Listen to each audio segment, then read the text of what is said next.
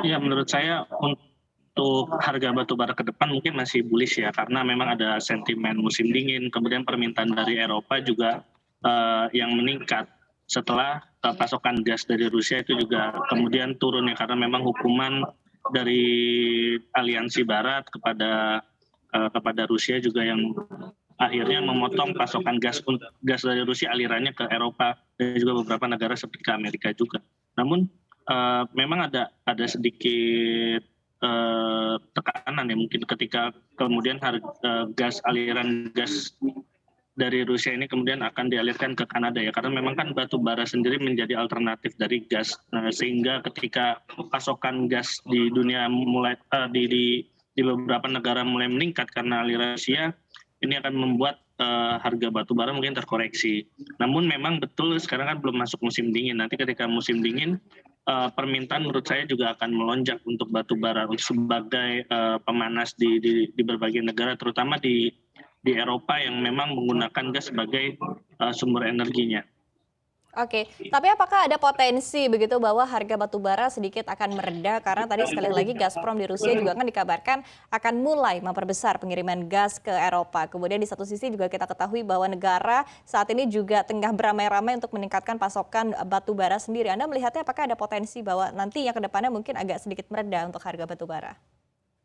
Ya, untuk kalau misalnya memang aliran gasnya kemudian kembali memenuhi Eropa, menurut saya ini menjadi tekanan bagi batu bara karena memang eh, permintaan dari Eropa ini kan datang karena eh, gas pasokannya juga aliran gas dari Rusia juga memang terhambat.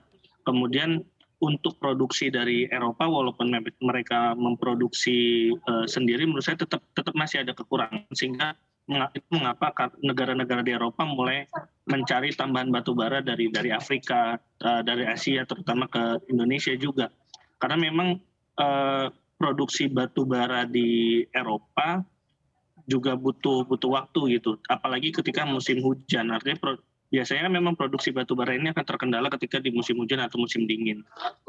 Biasanya tingkat produksi di situ di musim-musim itu juga tidak optimal dibandingkan dengan tingkat produksi ketika musim kemarau. Hal ini yang kemudian juga bisa menjadi penghambat juga bagi negara Eropa kalau misalnya kemudian nanti mereka mulai memproduksi sendiri.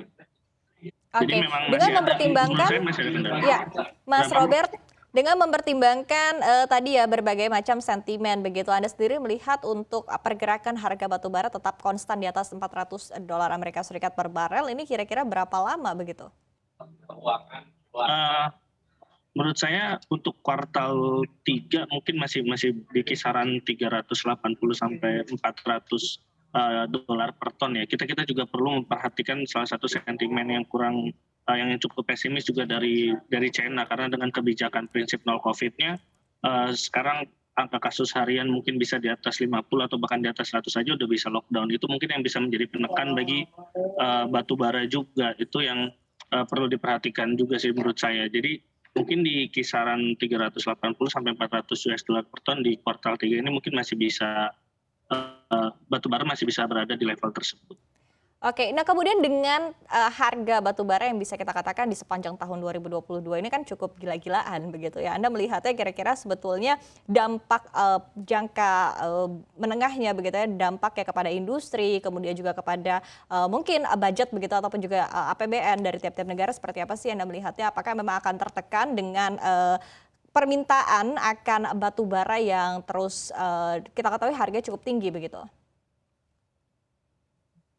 Ya, kita bisa melihat dari Purchasing Manager Index manufaktur PMI berbagai negara yang mulai turun, walaupun memang masih zona ekspansi ya. Cuman karena memang tingginya harga batu bara sebagai bahan bakar industri ini kemudian yang menekan ada tekanan ke aktivitas industri manufaktur terutama. Artinya memang kondisi seperti ini masih menjadi beban, dapat memotong margin juga bagi industri di berbagai negara yang ujung-ujungnya bahkan dampaknya menurut saya juga bisa berkembang sampai ke tingkat pekerja, kemudian daya beli masyarakat dan lain-lain, sehingga memang dengan tingginya harga batu bara sekarang ini dapat dampaknya itu cukup besar ya, bisa dibilang multiplier effect juga. Ketika batu baranya harganya tinggi, industrinya turun, ada tekanan di perusahaan, terutama dari margin keuntungan, ini cenderung untuk menghemat budget, menghemat biaya, sehingga bisa saja terjadi kemungkinan pengurangan karyawan atau mandeknya perekrutan karyawan baru, yang ini juga bisa berdampak pada pengurangan daya beli masyarakat. Nah, di situ dengan misalnya ada pengurangan daya beli masyarakat ditambah dengan harga minyak yang tinggi, tentu saja ini akan semakin menekan ekonomi negara gitu, karena memang inflasi rata-rata dari berbagai negara yang melonjak itu disokong oleh atau ditopang oleh harga energi yang tinggi.